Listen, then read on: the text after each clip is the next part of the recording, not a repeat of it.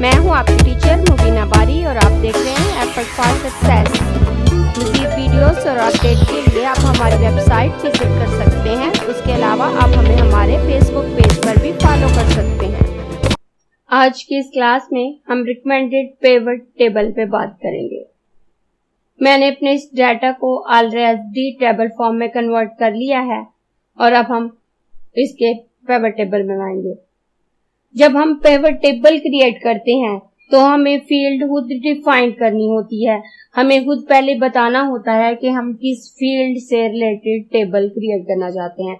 लेकिन जब हम रिकमेंडेड पिवट टेबल का ऑप्शन यूज करते हैं तो हमारे डाटा के तमाम मुमकिन ऑप्शंस टेबल के लिए जो अवेलेबल होते हैं उनसे रिलेटेड टेबल्स हमें बना के दे दिए जाते हैं एज ए सैंपल, और उसमें से हम जो टेबल सिलेक्ट करना चाहें करके उसे ऐड कर सकते हैं।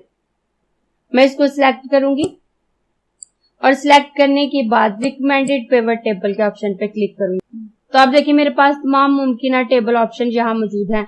ये रो लेबल और सम ऑफ सेलिंग प्राइस से रिलेटेड है, ये रो लेबल और काउंट ऑफ सीरियल नंबर से रिलेटेड है।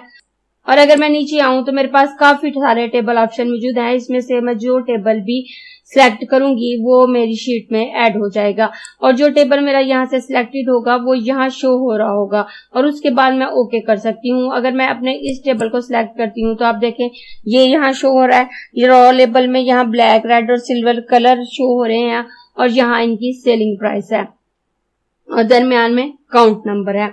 अगर मैं इस टेबल को ऐड करना चाहूँ और ओके करूं तो आप देखें न्यू शीट में मेरे पास पिवट टेबल क्रिएट हो गया और यहाँ मेरे पास वही तमाम फील्ड हैं जो पिवट टेबल में थी। यानी कि फील्ड हमारे पास वही आ रही होती हैं जो हमारे कॉलम की हेडिंग होती हैं। तो यहाँ मेरे पास serial number, name of product, model, colour, condition और सेलिंग प्राइस की फील्ड है। नीचे चारों ऑप्शन पिवट टेबल वाले ही हैं। फिल्टर ऑप्शन है, यहाँ से अगर मैं फिल्ट्रेशन करना चाहूँ अपने डाटा की तो कर सकती हूँ। कॉलम्स हैं, रोज हैं और वैल्यूज हैं। वैल्यूज में मैं न्यूमेरिकल वैल्यू देख सकती हूँ। रोज में मैं अपने टेबल की जिस फील्ड को रो वाइज देखना चाहती हूँ वो ऐड करूंगी और कॉलम में मैं अपने टेबल की जिस फील्ड को कॉलम वाइज देखना चाहती हूँ वो ऐड करूंगी। और जो टेबल मैंने ऐड किया है अगर मैं उसकी मॉडिफिकेशन करना चाहूँ, उसमें कोई चेंजिंग करना चाहूँ तो कर सकती हूँ। यहाँ अब इसमें मेरे पास 3 फील्ड ऐड हैं, कलर्स हैं, काउंट्स हैं और सेलिंग प्राइस है। लेकिन अगर इसमें से मैं काउंट को रिमूव करना चाहूं तो मैं इस ऑप्शन पे क्लिक करूंगी और यहाँ से रिमूव फील्ड के ऑप्शन पे क्लिक करूंगी तो ये फील्ड रिमूव हो जाएगी। इसके अलावा अगर मैं यहाँ से चेक हटा दूं तो भी वो फील्ड रिमूव हो जाती है। अब अगर मैं सीरियल नंबर की फील्ड को खत्म करना चाहूँ तो मैं यहाँ से चेक हटा दूं तो आप देखें सीरियल नंबर की फील्ड भी रिमूव होगी। और अगर मैं कोई नई फील्ड ऐड करना चाहूँ, मैं अगर कंडीशन की फील्ड ऐड करना चाहूँ, मैं इसे रोज में ड्रैग करूंगी तो आप देखें कंडीशन की फील्ड मेरे टेबल में ऐड हो गई।